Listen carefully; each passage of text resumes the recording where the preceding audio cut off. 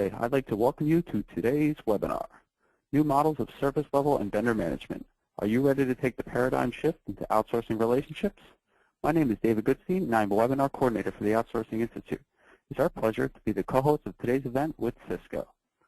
Before we begin today's session, I'd like to quickly tell you about the questions box you can use throughout today's session. We encourage you to submit your questions to today's speaker. To do so, please click on the questions box, type your question in the space provided, and click the submit button. Today's webinar is being recorded. You will receive a follow-up email tomorrow, which will have a link to the recorded webinar and presentation slides. The webinar and presentation slides will also be available at outsourcing.com. So before we begin, I'd like to quickly tell you about the Outsourcing Institute for those who aren't familiar with us. The Outsourcing Institute is a professional association dedicated to providing independent best practices, tools, roadshow events, and networking opportunities for all forms of outsourcing. Located at outsourcing.com, we have 70,000 members globally. OI specializes in providing low-cost and no-cost alternatives for buyers in need of RFP tools, vendor selection assistance, training, as well as general support and coaching. For those of you in this market, we offer an array of very targeted sponsorship and promotional opportunities. Our sister company, CMS, provides recruiting services for those seeking to hire outsourced professionals experienced at buying, selling, managing, or consulting in this arena. Contact information is at the bottom of the screen for those who have any questions. So at this time, I'd now like to turn it over to our speakers, and I'm going to turn it over to Linda Tuck-Chapman, who will be our moderator. Linda?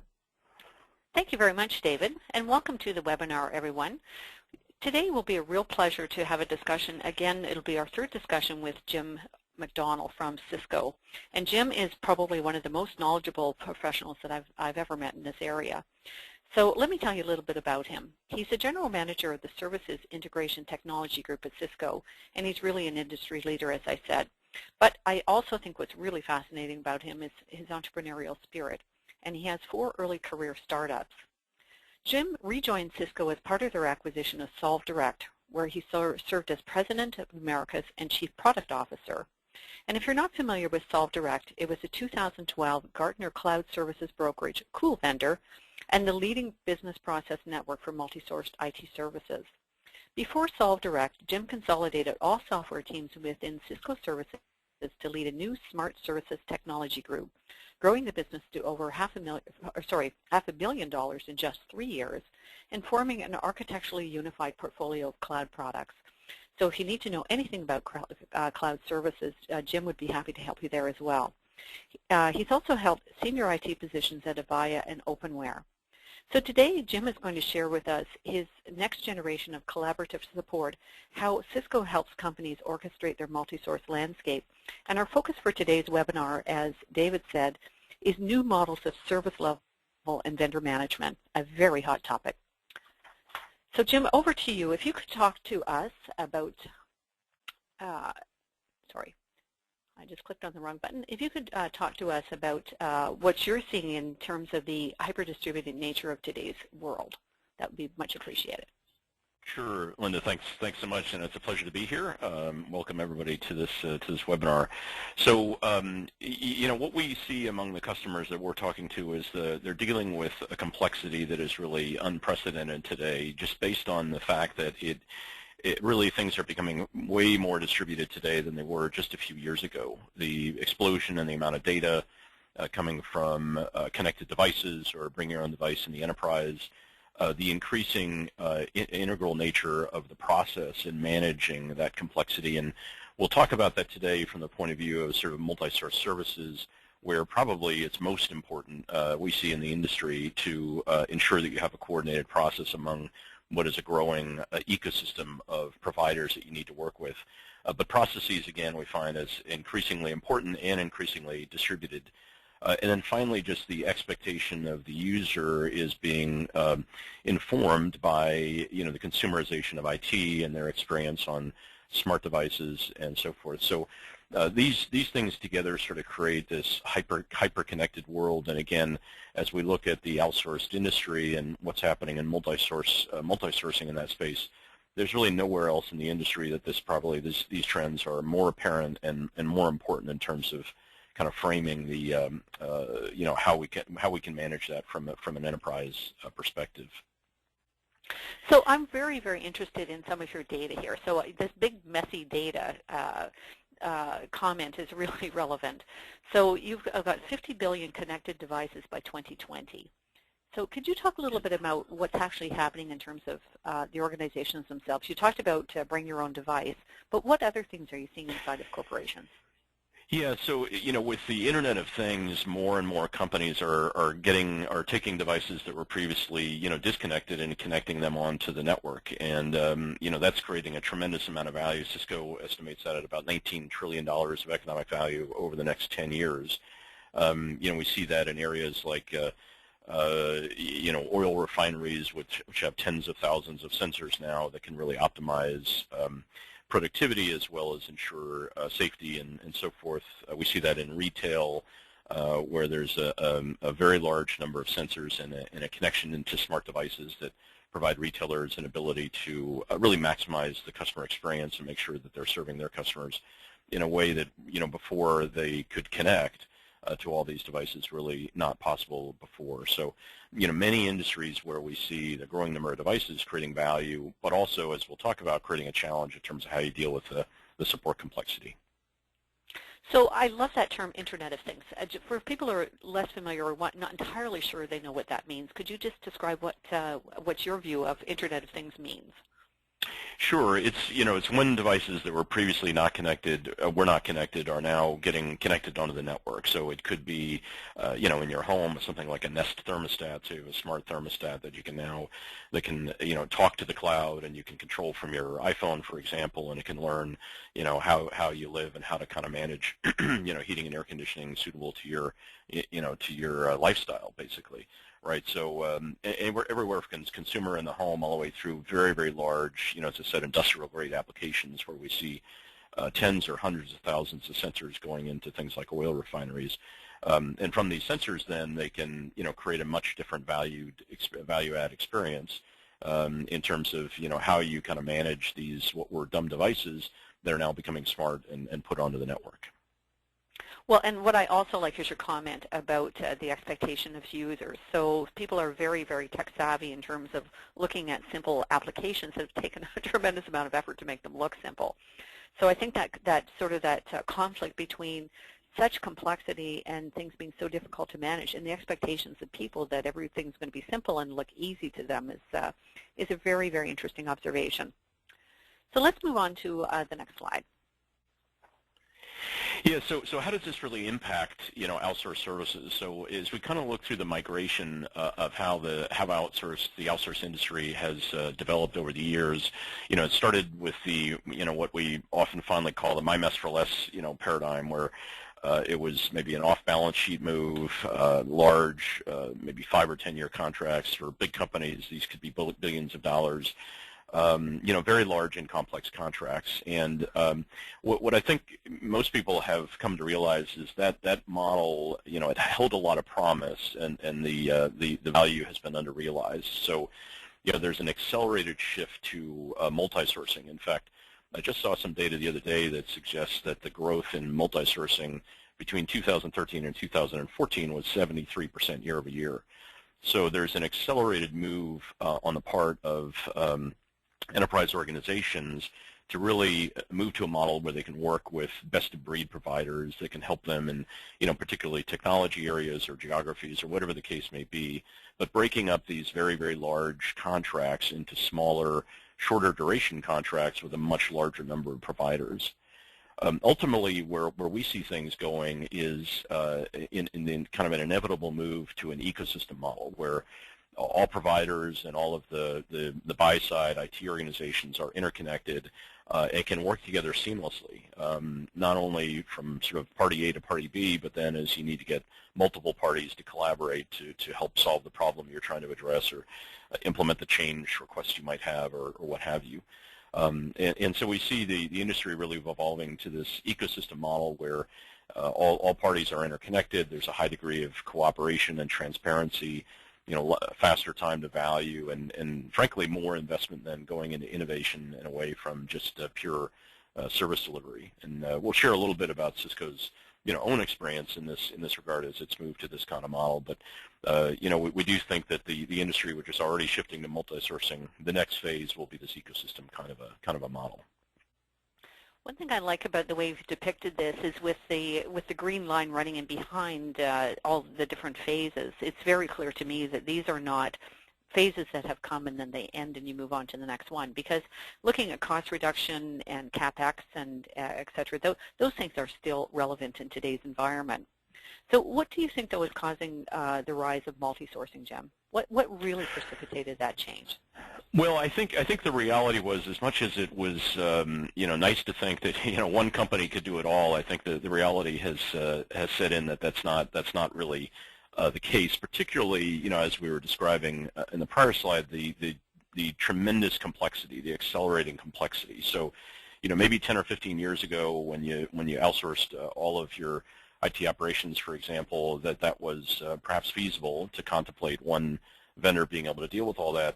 I think with all of the different dimensions of the Internet of Things, of cloud services, of the accelerated introduction of new technologies into the enterprise, it's simply impossible, right? So I think that we're beyond the point where we can expect that model will scale.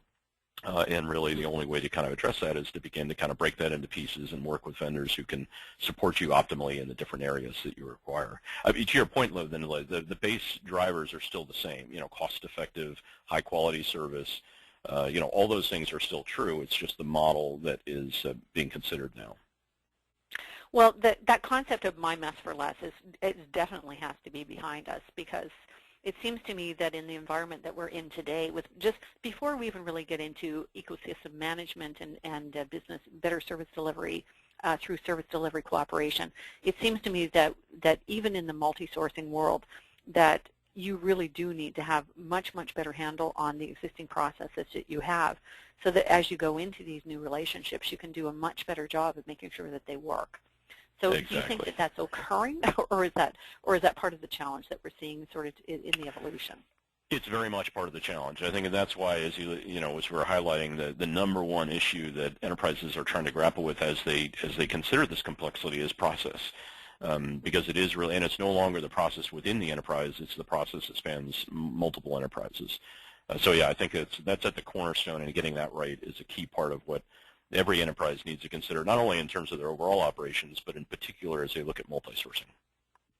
So are you seeing organizations as well, it's not just dealing with so they're dealing with multi-sourcing, they're dealing with their own environment. In terms of third-party relationships to drive innovation and new sources of revenue, are you seeing that come into the complexity, or has that always been there? Well, I think it's always been there. I think the difference is that the number of those relationships has grown exponentially, and frankly, they're becoming more critical as more and more of the enterprise business processes are being managed externally.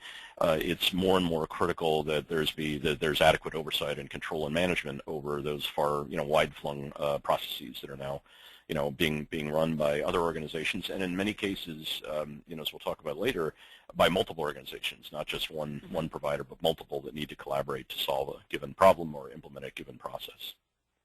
Now, is that what you're describing as an ecosystem? Is that what the word ecosystem means to you? Okay. Exactly. That's right. Yeah. Okay, so basically it's gone from sort of, your own environment to an outsourced environment to multi-sourcing, and now we're dealing with an ecosystem which is much more sophisticated than anything we've done in the past. Exactly, and we see those ecosystems, at play in other parts of the enterprise, like supply chain and, payment processing and so forth. So it's a model that's proven in other parts of the enterprise. Okay, so I love the integrated value chain. And one quick question then, you've got lower MTTR and higher CSAT. If you could just explain those two terms, and then we'll move on. Sure, mean time to resolve and customer satisfaction. So, and we'll talk about, again, Cisco's been a practitioner in this space for a while, so we'll share some of our data. But integrating in the way that we're describing here can have a very, very dramatic impact on how quickly you can respond to and resolve issues and positively impact the customer perception. Okay, it's an interesting world. Okay, let's move on. So that's a key. That's actually a great tee up, Linda, to kind of this next slide, which is just some great research we concluded just in the past 30 days or so with the Outsourcing Institute to kind of look at the drivers of customer satisfaction in these outsourced relationships. And the thing that surfaced as the far and away the highest kind of causal effect on satisfaction or dissatisfaction was are you integrated between yourself as an IT buyer and your provider or providers? So a couple things kind of stand out. First, maybe not surprising to the people on the phone here, that there's a wide disparity in terms of the buyer's view of how well things are going and the vendor's view. So that points to a clear communication gap at the outset. That there's a very different perspective on how things are going. But what's interesting is we look at satisfaction, loyalty, and renewal. In all cases, there's a very dramatic jump when the buyer is actually integrated in real time with their external provider. You can see here in terms of Net Promoter Score or driver loyalty going from 45 to 70, the probability to renew 52 to 75%. And then very importantly, as the buyer sort of contemplates the complexity that we've just been talking about and how it's going to continue to get more complex for them, almost double the number of people responding felt that they were prepared to deal with that complexity when they had this kind of integration model in place. So it clearly was a very, very significant driver across the board of SAT loyalty. Well, what I find really interesting here is a big disconnect. So the perception gap, that I believe came from your original research that was conducted in late 2014. Yeah. And I think we had a webinar about that, and basically the view of the vendors and the view of the buyers, there's such a gap there that's a real concern. But I think what's really interesting as well is when we're looking at the Net Promoters, and Net Promoter Score is a single question quite often, which is, would you recommend this vendor to a friend? So if they have integrations, the answer is pretty much resoundingly yes, and without, it's less than half. So I think that's a very, very important point. And then also on the renewals, this is not just good for the service provider, but also the amount of switch risk and cost for the buyer of the services makes it, especially in this very complex world that's moving very quickly, it makes it very challenging to have to be continually changing and switching out your service providers to try and find a better solution. So, getting those scores up is really good for buyers and sellers. Yeah, exactly. So I'm surprised that 62% of organizations feel prepared for complexity with integration, that it's not higher than that. Can you comment on that? Well, I think the model is still, yeah. Yeah, I mean, I would agree. I think it's still early days, so I think as these integration frameworks we'll talk more about here in the rest of the webinar, as they become more mature and more fully deployed, I think that number will move up. I think what we find today is that most buyers will have selected integrations with a small number of their providers. As that becomes more pervasive and as we move as an industry to sort of this ecosystem model, I think we definitely will see that move up. Similarly, again, if you look at manufacturing, as manufacturers in the 80s moved away from vertically integrated to supply chain, right? Their ability to deal with supply chain complexity, to quickly move to new vendors when there was an event that took a factory offline, for example, all these things that supply chain long ago has put in place an elastic framework to deal with. That's coming in this space, and I think as we see that being implemented more broadly, that number will go up. I think your observation about getting experience with an integration platform and understanding what it can do for you will actually change those numbers dramatically. Yeah. Okay, so let's move on to the next slide. Yeah, so it's interesting. We actually, is probably a little less than a year ago, we held a workshop in New York City with about 30 or so, mostly buyers, vendor management organizations across typically larger financial services, a couple energy and media companies, 2 or 3 providers, and we sort of went through we're trying to sort of articulate the future state for how this might look if everybody were integrated in the ecosystem we described. How would the world look? But first, to understand that, we sort of had to look at how things work today, and pretty much to a person in the room, what we're showing here is what they described of how they manage these multiple relationships. And again, in some cases, there's multiple billions of dollars a year being spent by just one of these organizations with these providers. So typically, multiple tiers, usually 3 was most common. With the top tier, there would be some regular and periodic transfer of data from the provider. On the second tier, it was more hit and miss. It was more not as frequent. In some cases, the company would say, well, gosh, we just don't have the time anymore to deal with anything but tier 1, so that's all we're really focused on. But in all cases, there was a dependence on the vendor. It was incomplete data, very much a retroactive view of performance, sitting down in a quarterly business review and saying, well, let's see how you stacked up against the targets for last quarter. And one of the things that really came out is it really does reinforce this S&M mentality because, as we talked about the QBRs, for example, most people said, well, the first, half of the QBR was just arguing over the data, right? What's the real view of what actually happened? And then we could get into having a conversation around, so what do we do about it, right? And that doesn't help to, that really does reinforce this separation of perspective. So this is pretty universally what we heard, and as we've been speaking with our customers, in the intervening, months, it's reinforced in terms of what the common view of how things are managed today.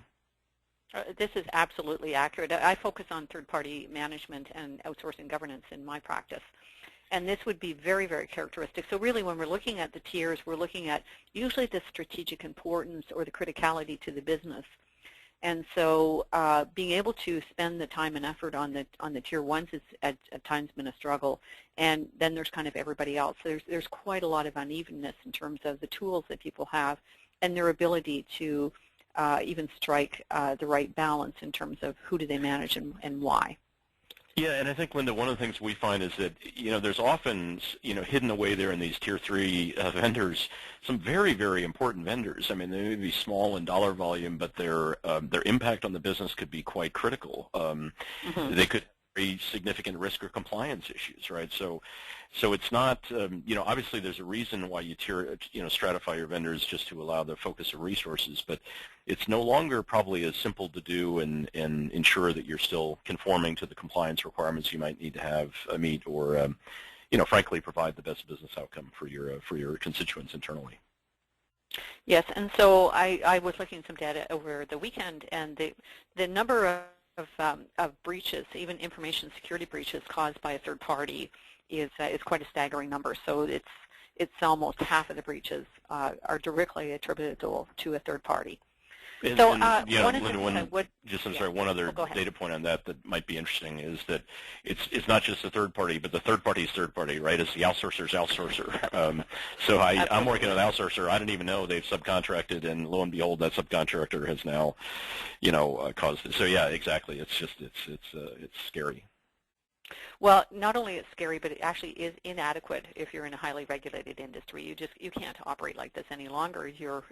If anybody who works in the financial services sectors will certainly know that this is true. The regulators will not accept this because of the systemic risk, right? The systemic risk is really what's happening in this ecosystem because of the interconnectedness of companies. So, okay, well, this is really such a great topic. We could continue. We could have a big discussion, but let's move on. Yeah.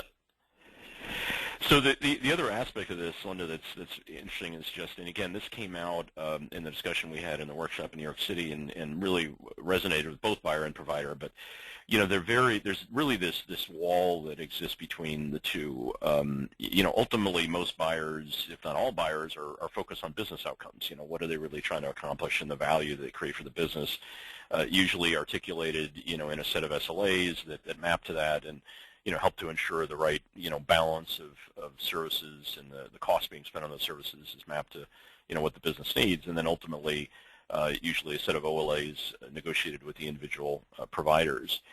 The problem in this model is that usually the provider may be aware of the business outcomes, but certainly it has no real understanding whatsoever of the impact they have. Similarly, with the SLAs, the provider rarely has real insight into the SLA from the point of view of the buyer. They have their own view of what SLA they signed in the contract, and in the last part of this, they could be showing green status on what they're doing, but from the buyer's perspective, it could be in bright red, and ultimately not driving the value that's expected. So really, the conversation we had with the people in the workshop was, if you could create a degree of transparency across this entire value chain among all of the participants, everybody is motivated and incented to drive, the key business outcomes that ultimately are what the business is driving for. But without any visibility or awareness, except as we were talking about on a, in a QBR after the fact, there's very little that the provider actually can do, no matter how well-meaning they might be. So there's kind of multiple opportunities here,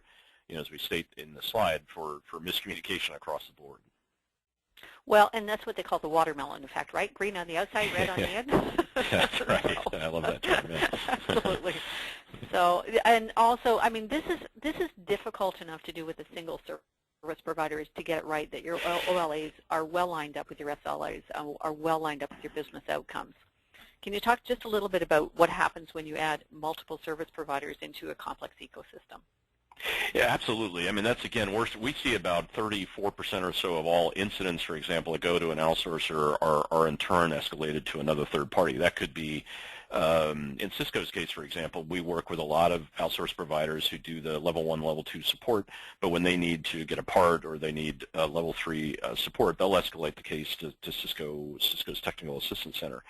It might be just, working with different technology providers. So again, using Cisco as an example, we have an architecture we call vBlock, which is a certified solution that we've brought to market between VMware, EMC, and Cisco. Well, when you want to get a case handled across those 3 providers, you don't want to have an experience where you call one and they say, well, gosh, it's not our problem. You call XYZ vendor, right? So we've orchestrated all that so that the experience feels like a solution experience even after you've bought the product and installed it from a support perspective. So increasingly, because of the complexity that we opened our conversation with, there are multiple providers that need to work together. And if they're all looking at their own narrow view of an OLA, they can all be reporting green, and yet from your perspective, the world is falling apart, right? So it complicates it even further. Yes, and I'm certainly, as a former Chief Procurement Officer, know what this feels like. Okay, well, let's move on to the next slide. Yeah, and so this is sort of what we'll talk about, for the rest of our session here today, which is okay. That's a problem. That's really great. Everybody's probably sitting there thinking we all know that, but what do you do to really address that? And what we've seen in our own experience, which I'll describe in more detail, is that once you create an integration framework or deploy a platform that allows you to connect all of your providers in real time back to the system you use to manage them transactionally, there's a couple things that happen. First, interestingly, the IT service tower owner, or whether it's in IT or outside of IT, the service tower owner and the vendor management office begin to really have a unified real-time view of what's going on, whereas typically, in our experience, that's a very separated perspective. It certainly increases the accuracy of data. It moves it to a proactive model where you can really manage the performance of your vendor while they're actually doing something that, if you change what they do, it could change the outcome versus the rear view, mirror view. And I'll tell you, one of the things that we've found in our own experience is it really drives a much more collaborative approach between the organizations that are working together, because they're looking at each other's data, they're looking at each other's transaction detail, and it allows them to really start to work as if they're in one organization, as opposed to, well, gosh, I sent that ticket over 24 hours ago. I don't know what's going on. I'm just going to call and escalate. So that's kind of the model that we see as a way to kind of shift this paradigm. So with the service integration platform, and as you mentioned, these companies are sometimes spending billions of dollars in goods and services each year. What's a typical number of companies that would participate in a service integration platform for a customer of yours? Well, it varies, as you might imagine, by the size and complexity of the industry. We're currently deploying an ecosystem of 70 connections, and that's actually going to be just the first wave of connections. Cisco itself has nearly 100 active connections with our external customers and partners. We're adding about 55 this year.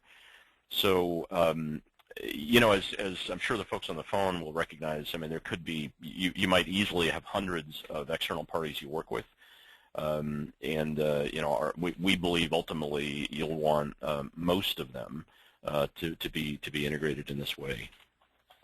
So where you have a large complex platform, such as the one that you described with 70 vendors that are a part of this, would you be looking at multiple services delivered by those service providers, or yes, or single services?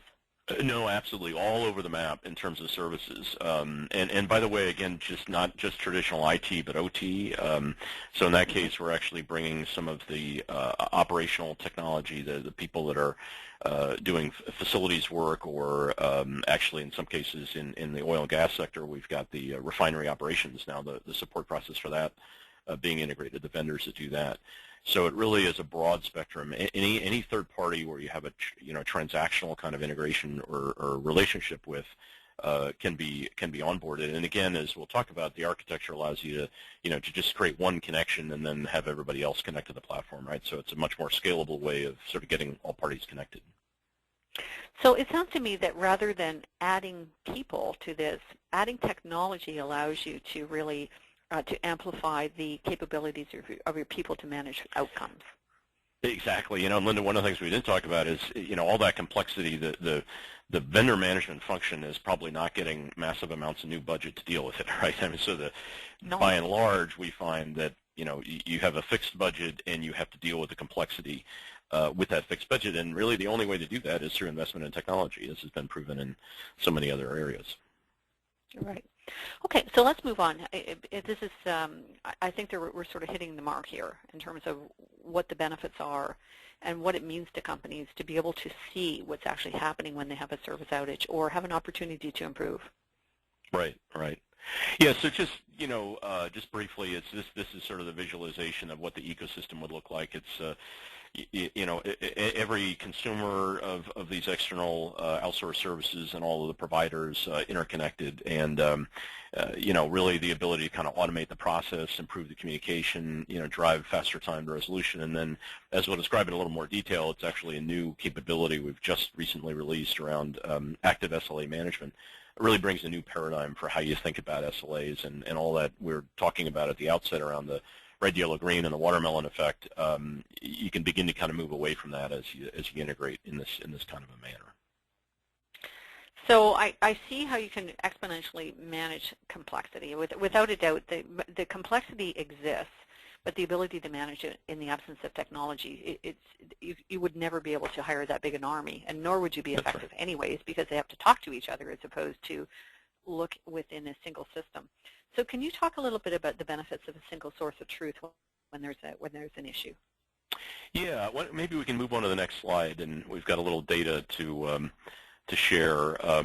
So this is Cisco Solution, Cisco Service Grid, which is this cloud-based platform that enables that multi-party integration. And actually, the history here is Cisco was the customer, was using this ourselves, and just saw such great impact from our own ecosystem that we bought the company, and now we're offering this in the marketplace. So first of all, again, very importantly, you just need to connect your system and process one time, right? Which is a real departure from the old way many organizations tried to solve this problem, which is build a bunch of connections, right? And that just doesn't scale. Then you can kind of configure how you want to work with the various third parties, because you're not going to have one way of interacting between these different kinds of vendors. And even between vendors in the same class, like telcos, you may have a different way of providing, doing incidents with a telco in Singapore versus one in the UK, as an example, right? So how do I want to configure the way I work with these parties? We talked about the multi-party collaboration. Do I need them to be able to collaborate with one another? You can configure that as well. So some of the impacts we've seen, so first of all, this 27% MTTR reduction. So this is Cisco's own experience. We've, as I said, we've got 100 going into 150 connected parties, and we benchmark every quarter. We look at case resolution times when a customer or partner has opened a case with us and managed it using this ServiceGrid solution versus the traditional way of interacting. And we've been trending over many years now at about 27%, within like 25, 28, 29% quarter over quarter. And this is for the same kind of technology, the same severity, so it's exactly the same kind of case. So we can solve cases for customers much faster when they're integrated to us in this manner. One of the things that's really let me just ask you right here, Jim. So I mean, that's a tremendous improvement for resolution.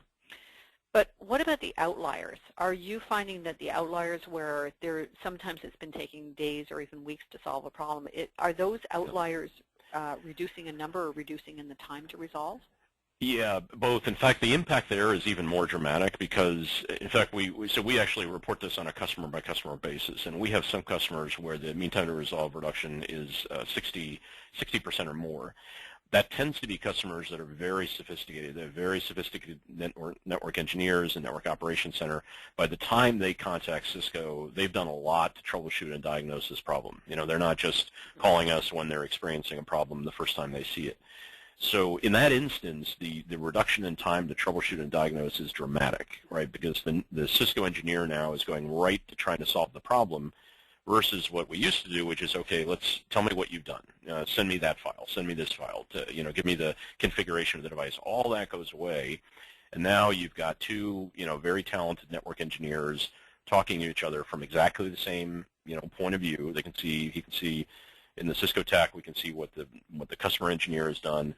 And then, by the way, as the Cisco TAC is working on it and making case updates, those show up in real time back in the customer system, right? So the customer can see, okay, they've made this, configuration change, or they're requesting this, that I do this set of activities and so forth. So yeah, it even has a greater impact as you get into these more complex outlier situations. Well, I have to laugh because I think about contracts years ago as a chief procurement officer where we would put in escalation. So for this type of severity, you have to go back to us in 4 hours or 6 hours or 8 hours. So it seems to me that now basically especially if there's something that's a very, very visible issue that the buyer can go in and also see what's happening and get a better idea of where things stand. Yeah, exactly. You can build those escalation rules into the collaboration workflow, right? So you can say, if I don't get a response within X number of hours, or if I expect 4-hour response and it's 2 hours and they haven't assigned an engineer yet, I want to take action now, right? So this is all about building rules that allow you to be proactive. Yeah, exactly. Yeah. Now, can I just ask you a little bit about SLAs? One of the things that I had noted as a chief procurement officer over the years, service level agreement constructs are something that have evolved a little bit more slowly than I might have expected. So is this having an impact on creating better SLAs by using ServiceGrid? It can. Why don't we move to the next slide, and I think that begins to kind of address the SLA topic. And the reason I say it can is very much built into the architecture. It depends basically, to be very candid, with how you implement it, right? So if you implemented this using the best practices around starting with defining and understanding the KBOs and mapping them to your SLAs and the underlying OLAs and ensuring you have complete transparency end to end, it has a very profound impact. And so we would certainly recommend, as people contemplate implementing a service integration framework, invest the time to do that additional work, because that's really where the great payback can be, because you really can begin to move to this active, way of managing and understanding the impact on business outcomes. But more importantly, allowing your providers to have that same awareness and having you, visible to what the providers are doing, to map to those things. So it's actually a framework that enables that, and where we see customers take the extra time to invest in getting that defined up front, the impact can be very significant. Okay, so do you mind if we go back to the prior slide? I have a couple of other questions I wanted to address you. Okay, so I find it interesting that the industry benchmarks are built into the ServiceGrid. Can you talk about what's accessible to your clients through ServiceGrid? Yeah, you bet. So because this is a cloud-based platform and we have all of the transactions, are maintained within the ServiceGrid platform, we have the opportunity to go back and begin to do some, anonymized peer benchmarking based on Dunn's code and other information to say, let's do a peer comparison. And so this is typically sort of custom reporting that would be built on top of the base data. But you really have the opportunity, whether it's through the governance analytics or these benchmarks, to dramatically improve the amount of analysis you can do. And again, move away from, let's just look at data that my provider sends me and try to analyze that in a meaningful way, to let's actually look at all of the transactional detailed information, do peer comparisons, compare providers against one another, really begin to analyze this in a much more meaningful way. So this can help you determine whether there is a single source of an issue, or sometimes the issue can be you. Sometimes service level agreements are unreasonable, and it's really not possible for companies to step up. So it sounds like fairness is a greater possibility. It is. Just share again one example from Cisco's experience. We had one partner that was delivering level 1 and level 2 support on Cisco voice technologies, and a very, very good, long-standing Cisco partner, very successful partner in the market. But we began to see that their mean time to resolve on a certain kind of voice technology was getting longer and longer.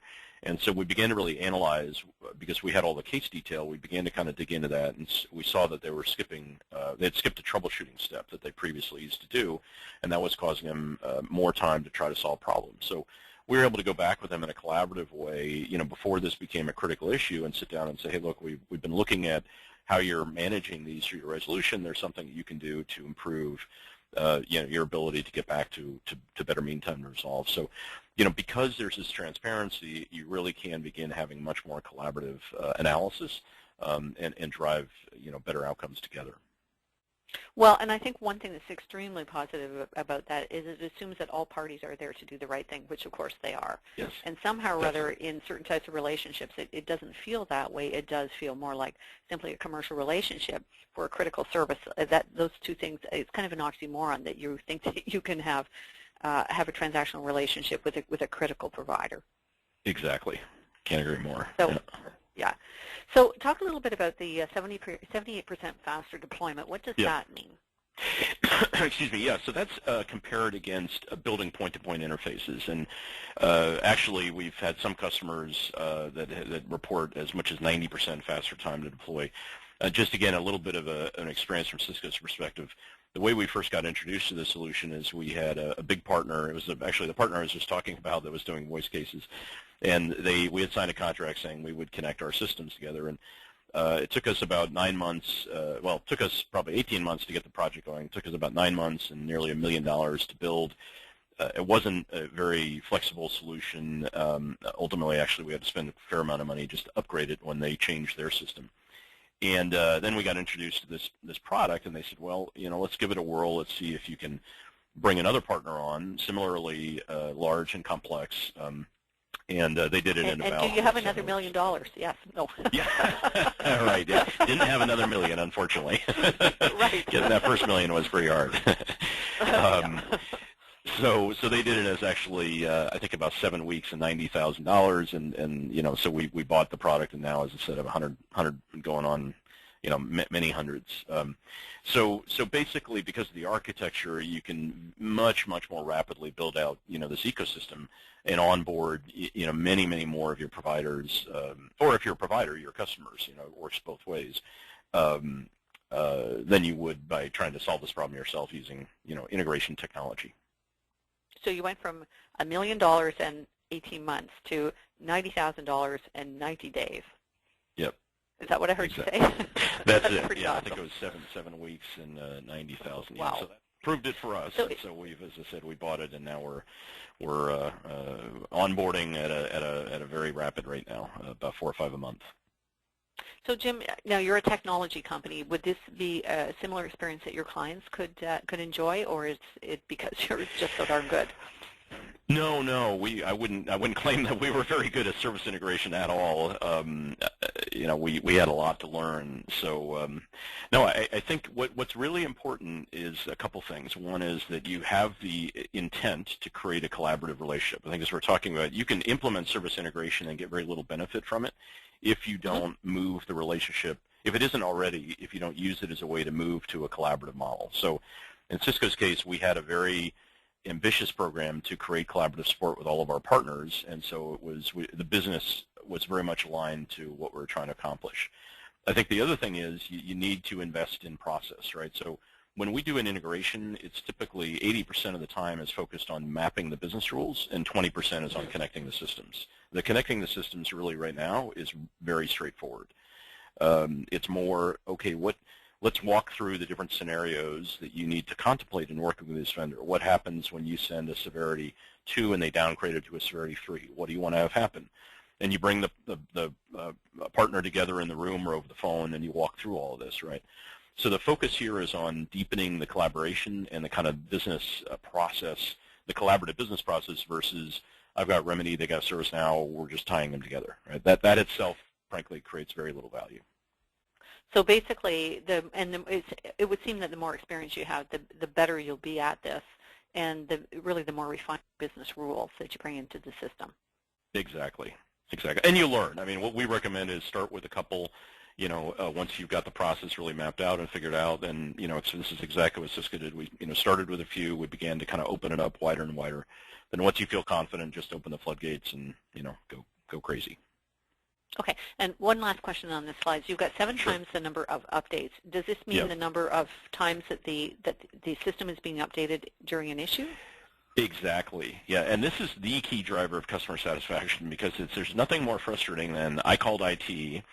I've got a case with IT. They've sent it on to an outsourcer, so the status is escalated to XYZ vendor, and that was the status 3 days ago, right?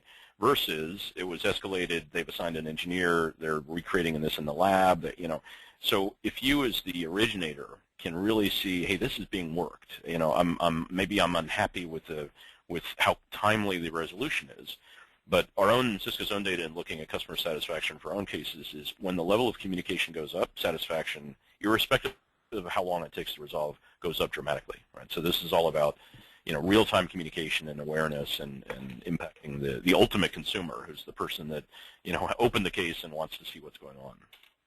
Well, and I can also think of a particular senior executive vice president that I once worked for who, when there was an issue, really, really wanted to be involved in the resolution if it was something that was highly visible and really problematic. So you can also, I'm sure, give your business partners access to the system where it makes sense. Exactly. Yeah, exactly. Okay, so let's move on from here. So we talked a little bit about the next slide, but I'd like to go back into the service level agreements as well, and lining them up with the KBO. So what are you seeing in terms of your customers and their ability to do this more effectively with the service grid? Well, interestingly, most of the customers we speak to have actually done a lot of work to define KBOs, and they invest a lot in the contracting process to define SLAs and the OLAs. So there's a lot of investment that goes in there. As we talk to the service tower owners, fewer than half of them have actually ever read the contract, or if they have, actually remember what the SLA was, right? So there's a lot of work that goes into figuring this all out, and then there's no automated way to manage it, right? It's all on paper, basically, or it's in systems, but all the systems are separated from one another, so there's no way to pull it together. So what we would suggest again is, look, you've invested a lot probably to do this. Let's spend the time to really make sure we understand it and get them built into the system whereby you interact with your providers, so now you can begin to make all those linkages, right? And that's where the big impact really occurs. So I liked your last comment about being proactive and end-to-end.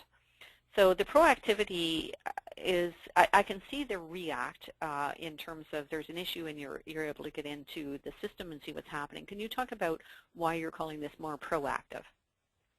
Well, it's because what we recommend in the implementation is to build those triggers in. As I said, if you have a 4-hour response SLA and you sent it on to the vendor and you see certain actions aren't happening that would allow them to meet that SLA, take action now. Call them 2 hours in to say, hey, why haven't you assigned? By the way, we have this again with our customers with Cisco TAC. They do exactly that. They'll say, hey, gosh, I sent this case over to you. An hour ago, I'm expecting a response in an hour and a half, and you don't have anybody assigned. I really wish you would assign an engineer so that you can meet your SLA to me. So it just changes the paradigm. Yeah.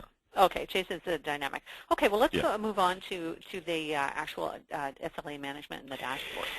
Yeah, so we're going to share, this is actually something we've just released, and again, it actually came out of that workshop in New York where we asked the room to sort of envision the state of the future. We actually brought somebody in from the Stanford Design School and used a human-centered design process of sort of extracting what would you, in an ideal world, what would this look like to you? And so this is actually just released this weekend on the platform. So this is sort of what we ultimately ended up with, which is the ability to look at all of the providers you work with, obviously filtering them or working with a subset as appropriate, but, a real-time visibility into all of what's happening and where do you stand against the SLAs you have, where is everything in green, where is it trending to violation, where has it violated, and then the ability to really kind of go and drill into the detail. And we'll share in the next few slides a specific use or example out of retail, but this is kind of the framework that we've just now announced and released.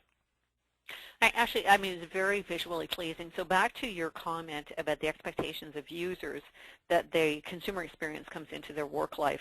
This really is a sort of a living example of a very, very nice-looking tools. And I actually think that the user experience is something that can be overlooked when people are designing software, because people don't use these things and they have no purpose. Exactly. Yeah, and actually, if we move to the next slide, I'll just sort of I'll reinforce that, because so this is actually out of a retail customer. It's a 12,000 store retailer in Europe, and their challenge is they have a challenge around vendor governance, but the bigger challenge, frankly, is in the store, and it's the store manager. And that store manager is spending an inordinate amount of time following up on, I've got a point-of-sale device offline, I've opened a case, what's going on in that case, or the security cameras are acting up, so they were spending hours a week just doing following up on problems. And so we've deployed this to allow them to, from the store manager's perspective, from their tablet or iPhone or whatever, to see exactly where things stand in the context of their store, the thing that they care about. And then to action it. It's not just visibility. It's, okay, I see that there's, in this case, a managed service provider that has a ticket open, that's currently an SLA violation. And then actually we move on to the next screen just to kind of build the story out. We can see very specifically the two SLAs in terms of dispatch and resolve, and where you're at in that schedule, and exactly what the MSP has done. And then maybe just finally to the next slide, just to sort of illustrate then and wrap up the story. It's, okay, now I can, oh, I'm sorry, okay, I thought there was one more. So you can go. Yep. Okay, well, let's go back to that slide, because you're right. I think it's really important that we focus on this around, what's actually happening in the system. Yeah. So this is going exactly, back this is a real-time view. Yeah. Yeah, so this is real-time. So in this scenario, you've got a service provider who's got a retail store, and they've got some issues basically with their technology, at the cashier station or their cameras, et cetera, very, very vital in the retail space. Yeah. So, yeah. so what are they looking at here when they look at the screen? Right. Okay. So this is really giving them a view. And by the way, you see on the bottom right there the KBO that they're mapping to, which is their #1 rating around customer checkout experience. So obviously that's impacted if you have a point of sale device that's down. So again, linking the SLA to the KBO and ultimately giving the provider an understanding of what metric they're impacting from a business outcome perspective. Right. In this case, we're looking just at a narrow universe, which is just one store out of the 12,000, and this would be the view that the store manager has to say, okay, I know I have a point of sale device that is offline. Let me find out what's happening and where it stands in terms of the vendor's response to it, and then it actually allows from here them to click in and actually take action to connect with that provider to start to drive a conversation around driving a different outcome. So it's not just a view. And here's where things stand, but also the ability to actually action it, and again, ideally achieve a different outcome and get the device back online as rapidly as possible. But the store manager can also see the whole universe, how many tickets, saying there's 200 and some odd open altogether, which are in violation, which are trending to, so they no longer have to worry about picking up the phone and calling IT and saying, hey, what's the status of this ticket, or is somebody coming out to fix this thing? They've got the real-time visibility into all that. Well, one of the things I really like about the structure of ServiceGrid is the principles behind it. And one of the key principles I see here is that managers should spend their time managing as opposed to managing tasks. Yeah. So having a dashboard like this makes a lot of sense. So if I look at this particular illustration, you've got the SLA for the time to dispatch. The fact that it's now whatever 9:30 in the morning and it's in deep red, is that an easy way to see that the time to dispatch SLA has now been seriously violated? Is that what that's telling exactly. You? That's right. Okay. That's exactly what it's telling you. Yeah. Yeah. Okay, and then basically the time to resolve is moving into yellow, because I'm presuming that in this case 9:10 a.m. is the agreed upon length of time, elapsed time to resolve the issue. That's Is right. that what I'm seeing there? That's correct. So yeah, this is exactly. yeah. So this is pretty amazing. So how many dashboards on average would your customers build into their system? How many management dashboards? At this level, transactionally, where they're looking to really manage it, like at a store manager level, to empower the kind of person on the line, this would be usually just a few very simple. You want it to be very, very easy to consume, very simple, and that's why we have this radar screen. Just show me what really matters. I don't have time to sort through a lot of tickets. I may have 200 tickets open. What I care about is what's impacting my KBOs. So it's a way to really get focused. If you're in the vendor management office or you have oversight, maybe you're a regional, you run a region or an area for the store, for the retailer, for example, you would probably have a more complete set of reports. There might be 15 or 20 different dashboards you'd use to kind of look at vendor performance across a geography or performance over time and so forth. So depending on your view, you might be interested in sort of trending and comparative, or in this case, like let me know now what's happening that I need to act on at this moment, right? So kind of two different views. Yeah. So basically, what is now in my face? I should deal with this. So well, let me ask you a few general questions about ServiceGrid. So how long has Cisco been using ServiceGrid internally? About 5 years. We started, I guess, a little over 5 years ago, probably. And what precipitated the evolution from internal use to a customer solution? Well, it really was our move to collaborative services. We had decided we wanted to move to a model where partners and Cisco would deliver together. That it's an end customer that has a Cisco product. They may have contracted with a third party to support them for level 1, but when they needed to bring Cisco in, both parties wanted to make sure it looked like one company. It wasn't, well, okay, you have a partner on the front line, but then they've got to work and it's all disconnected, right? So that was the big driver. Okay. And then also, can you talk a little bit about the research report that you did with Outsourcing Institute? Yeah, absolutely, and would encourage people to download that off the outsourcing.com website. It's really it was a comprehensive study. We were trying to understand why. So if you look at the data on satisfaction between IT organizations and their providers, it's really pretty shocking. I mean, Gartner benchmarks this annually, and on a scale of 1 to 5, it's been about 3.3 to 3.4 since they started the survey in 2008. So that's a pretty low score for something that is typically the second biggest line item in any IT budget after staff costs. So we're trying to understand, why is that, and that the study really went into to understand the drivers, and really the key finding was integration is, in many ways, sort of the silver bullet. If you change just one thing, you can have a pretty dramatic impact. But there's a lot more detail in a couple of customer examples we give from Charter Communications and a partner of ours called Shore Group that are quoted in the report and provide some additional detail. Okay, so basically go to outsourcing.com and download the report. I think the report, because it was done with a researcher and it's done to basically to research standards that you would expect, it's a very, very good report. I'd highly recommend it. So I'm going to move on to the next slide. I'm sorry. Oh, I'm sorry. Let's just move to the next slide, and then we'll yes. and I'm sorry I interrupted you. So do you want to talk a little bit about your research partner? Yeah, we brought in exactly to your point, a research professional with a statistical background. Is very, very strong, disciplined statistical model is used to conduct a survey. So yeah, exactly. Okay, so I have one wild question for you. Sure. Which is, if it has such a positive impact on customer satisfaction, client retention, service provider retention, why is this not being done everywhere? Well, that's the question we ask. So, honestly, it's it's like if you look at how supply chain got integrated starting in the late 80s, and there were some big players like i2 and others that moved into that space.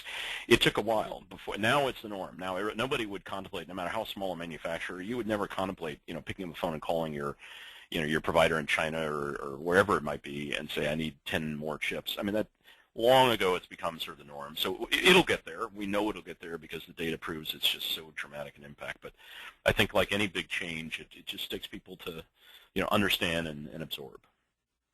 Well, this is for the services in any type of company, but also the fact that services, I think you're right, that it has felt a little bit less easy to manage than perhaps a supply chain where you're actually looking at physical goods. So right. I would agree Very with you much so. that this will take hold. I mean, at the end of the day, it's the way of the world. It is the future of customer satisfaction and the success of companies. Exactly. Okay, so we'll move on just so people have your contact information. So I just want to encourage our listeners today, please feel free to contact Jim. As you can hear, he's extremely knowledgeable in this area. Cisco has had tremendous success and just a great, great company. And I am Linda Tuck-Chapman on Teleperformance Solutions, and I'm a management consultant specializing in third-party management and outsourcing governance. So I'll turn it back to you, David, to wrap up. Great. Thank you, Linda. Thank you for that. And, of course, thank Jim for this presentation and Cisco as well. Everybody out there who's listening in, I want to thank you for your time as well. You will receive an email tomorrow with a link to the recorded webinar and contact information as well. Thank you and have a good day. Thanks, everybody. Thank you. Bye-bye.